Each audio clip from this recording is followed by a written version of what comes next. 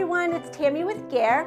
With the holidays right around the corner, I wanted to talk to you a little bit about two of our products, the No Fire Snow and the Snowstorm. You're probably wondering what the differences are and why we have two, so I'm going to show you right now. So the first one we're going to start with is the No Fire Snow, and this is the easier one. And the reason why is how you use it is right in the name, no fire. So this doesn't get fired in the kiln, and it gets applied after kiln firing. And let me show you some examples. So I'm going to show you right now some examples of what the No Fire Snow is really great for. It looks beautiful on the glass green when it comes out of the kiln. You can just add it to the tree boughs, and it really looks beautiful. You can also use it to put on rooftops of the little villages or houses that we have, and it really does look like freshly fallen snow. All right, you can also use it on cookies as icing or cakes and cupcakes. It's perfect for that.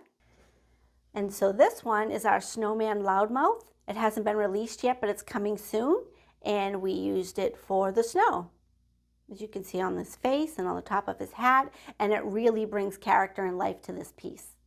And so this is our gingerbread train, and we used it on the tree boughs and some of the different areas on the train just to give it some more character. So again, this is our No Fire Snow. It does not get fired. It gets applied after your piece comes out of the kiln.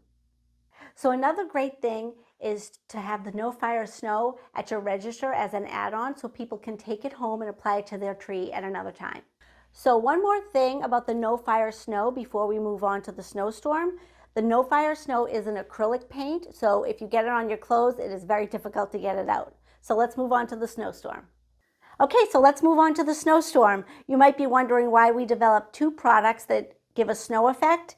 It's because the Snowstorm can actually be designed with. You can make some creative designs with it, and you can also dip and fire it. So I'm going to show you some examples right now. All right, so let me show you some examples with the Snowstorm that have some textured design in it. We used it here for the fur on the hat, and the beard has some texture in it. We just dragged a toothpick through it and just gave it some character. So this is really beautiful. Again, this was done with Snowstorm. It was dipped and fired, and that cannot be done with the No Fire Snow. So the other cool thing about Snowstorm is how textured it is, and in this case, we made it look like sand. So Snowstorm was applied first, and then Sandcastle was applied on top of it, and you got this great sand look. Here's another really cool piece that was designed with Snowstorm. This was applied on the bear, just dabbed on, and then it was dipped and fired. And it gives it a really cool fur effect. The texture is really nice. All right, so these two were done with the same technique, but I'm going to show you this one up close.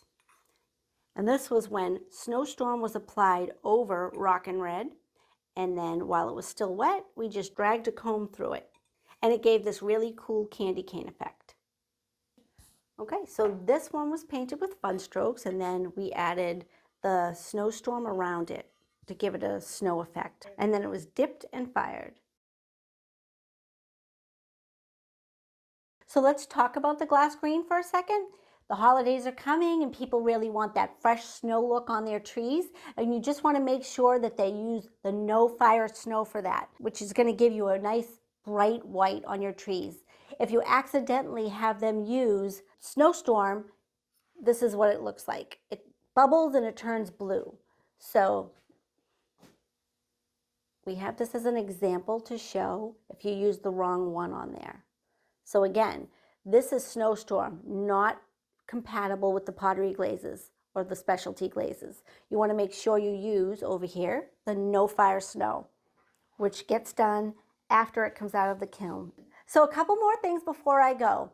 One of the things I did when I worked in the studio is I would put an elastic band around the No Fire Snow, because even though it's a different product and it has a different label color, when you're working really fast, it can get confusing for your customers as well. So it just helps to differentiate the two. So thanks for watching, and if you have any questions about these, leave it in the comments and I'll get back to you, and I'll see you in my next video.